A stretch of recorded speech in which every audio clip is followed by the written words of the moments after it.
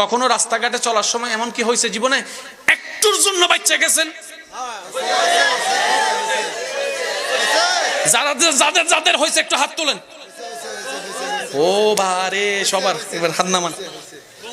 আচ্ছা একটুর জন্য বাঁচাটা কেমনে? আবার শুনেন, আজকে মাহফিলটা শেষ করে আপনি রাস্তা দিয়ে যাচ্ছেন ৩-৪ জন বন্ধু মিলে। আল্লাহ যে কখন কারে দয়া করে বলা যায় না, সেজন্য সবসময় মন পরিষ্কার রাখবেন। যার মন পরিষ্কার, নিয়ত পরিষ্কার, আল্লাহ তারে দিবেই দিবে, মারুম করবে না। রাস্তা দিয়ে যাইতেছেন, যাইতে যাইতে যাইতে এখান থেকে মাহফিল শেষ করে যাইতে একটু লেট হয়ে গেছে, গাড়ি ঘোড়াও পাইতেছে না। ৩-৪ জন বন্ধু মিলা কয় চল হাঁটা লাগায়।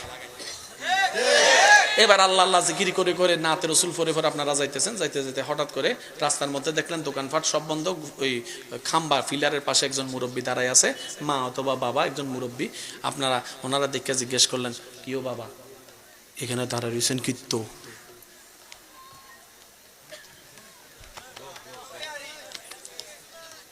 আপনার মা নাই? আপনার ঘরে কেউ নাই? কয় আছে, ছেলে মেয়ে কেউ দেখে না। তো চাচা দোকান তো এখানে বন্ধ, সব বন্ধ করে দিছে ফেনীর মার্কেটে, ওই একটা দূরে খোলা আছে। বাবা আমি তো হাঁটতে পারি না, কিন্তু খিদা লাগছে। তো ৩ জনে মিলে চিন্তা করে, একটা কয় তোর পকেটে কত আছে? কয় 5 টাকা। তোর পকেটে কত? কয় 15 টাকা। তোর পকেটে কত? কয় 10 টাকা। কয় সব দাও, দে। একজনের দায়িত্ব নিয়ে করলো, দে। 2 জন দাঁড়াইছে, একজন গেছে, যে রুটি টরুটি যা পাইছে আনছে। এবার ক্ষুধার্ত একটা মানুষ যখন সামনে খাবার পায়,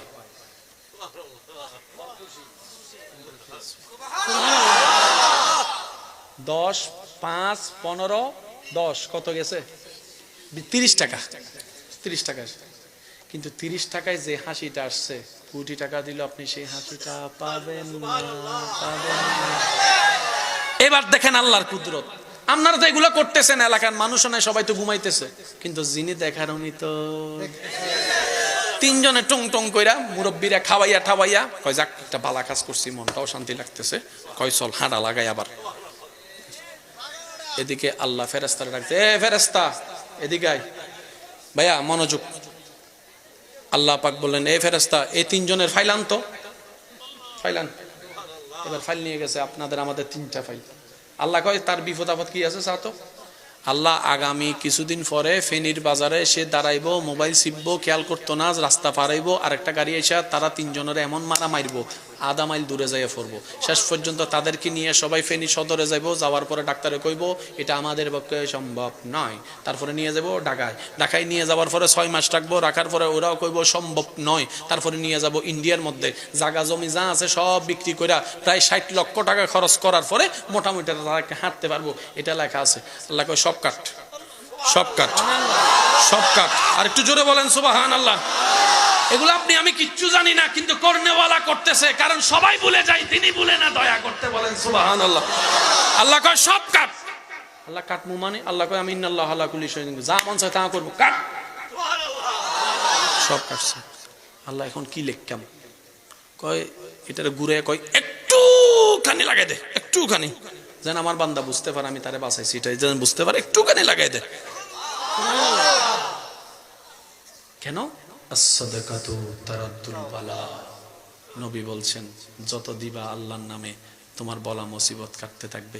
খরচ করছেন 30 লাখ টাকা, 30 টাকা আল্লাহ আপনারে বাঁচাই দিছে 60 লক্ষ টাকা। লাভ না লস সেটা আপনি হিসাব করে দেখেন। ইনভেস্ট করছেন 30 টাকা, পাইছেন 60 লক্ষ টাকা। আচ্ছা টাকার কথা বাদ দেন, এতদিন যে হসপিটালে থাকতেন,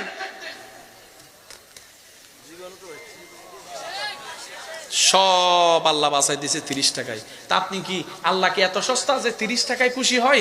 বিষয়টা আসলে তা নয়। আপনি আল্লাহর বান্দাকে খুশি করেছেন, বান্দা খুশি হওয়াতে আল্লাহ খুশি হয়েছে। আল্লাহ আমাদের সবাইকে নিয়ামত অর্জন করার তৌফিক দান করুন।